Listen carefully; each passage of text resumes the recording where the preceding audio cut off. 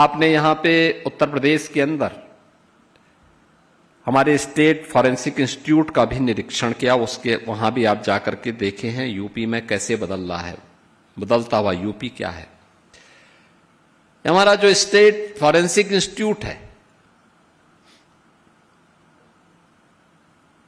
ये केवल इंस्टीट्यूट नहीं है,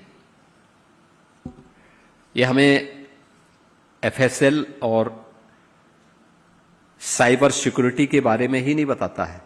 हमने सभी प्रकार की आज के समय की इमर्जिंग टेक्नोलॉजी का भी एक केंद्र उसको बनाया है। हमारे वहां पे सर्टिफिकेट, डिप्लोमा, डिग्री कोर्सेज भी चल रहे हैं। लेकिन महत्वपूर्ण क्या था, यह भूमि उत्तर प्रदेश पुलिस की ही थी,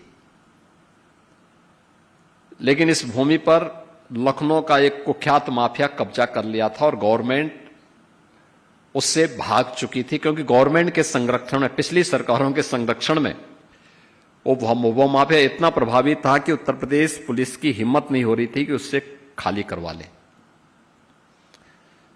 जब उस भूमि के बारे में एक दिन मेरे मन में आया 2017 में, मैंने कहा यार इतनी बड़ी आबादी का राज्य है, केवल 4 हमारे पास एफएसएल फॉरेंसिक केवल लैब हमारे पास 4 हैं, कैसे चलेगा इतना बड़ा प्रदेश। जो भी हम जांच भेजते हैं कई कई वर्ष लगते हैं। जब भी मैं पूछता था कि भाई नई लैब्स क्यों नहीं, नई लेबोरेटरीज क्यों नहीं स्थापित करते हो, लोग बोलते थे साहब मैन पावर नहीं मिलेगा। मैंने कभी इंस्टीट्यूट को स्थापित करो,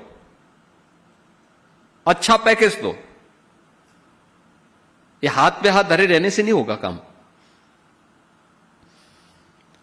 एक दिन यूपी के डीजीपी, और देखो डीजीपी भी कब लेके आए, जिस दिन रिटायरमेंट के ठीक समय में वो मेरे पास एक फाइल लेके आए। तो मैंने कहा ये क्या है, मैं सोचा कि हो सकता है कि अपना एक्सटेंशन का लेकर के आए होंगे। तो मैंने कहा ये क्या है, तो उन्होंने कहा साहब जो है आप फॉरेंसिक इंस्टीट्यूट की बात कर रहे हैं, यूपी पुलिस की ही लैंड है लेकिन एक माफिया का कब्जा है। तो मैंने कहा ये तो हमारा सबसे प्रिय विषय है।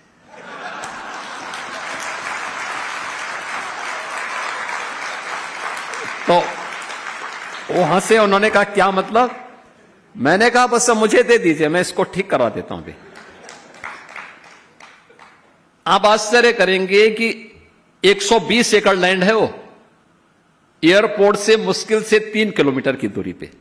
उसकी कीमत कैसा आपको पता होगा। और अच्छा समय आया, मुझे बताया, उसने डीजीपी ने मुझे बताया, कहा साहब वो प्लॉटिंग करना शुरू कर दिया है। मैंने कहा घबराइए मत। मैंने कागज निकाले उसके, फिर मैंने कहा रेवेन्यू बोर्ड में किस अधिकारी ने इसके पक्ष में किया था, कब किया था, निकालो उसकी पूरी कुंडली निकाल दो। निकाला, बोर्ड ऑफ रेवेन्यू के चेयरमैन को बुलाया, मैंने कहा तत्काल इसको स्टे करो। वो हाई कोर्ट गया, मैंने इधर एफआईआर लॉन्च करवाई, और फिर वहां पे अगले दिन हमारा बुलडोजर पहुंच गया था। पहली बार जब लखनऊ में उसने बुलडोजर देखा तो उसके बाद वो तुरंत आया सिलेंडर कर, उसने कहा साहब आप एफआईआर में कुछ मत करिए, मैं पूरी लैंड गवर्नमेंट को हैंड ओवर कर रहा हूं। मैंने कहा तो हम ले ही चुके हैं, तुम्हारे कहने से कुछ नहीं होने वाला है। लेकिन याद करना, आगे से अगर कहीं तुमने यूपी के अंदर लैंड कब्जा की तो मान के चलो कि तुम्हें यूपी में कोई ठिकाना नहीं मिलेगा। और आज आप देख रहे होंगे वहां पे बच्चे डिग्री, डिप्लोमा और सर्टिफिकेट कोर्सेज कर रहे हैं।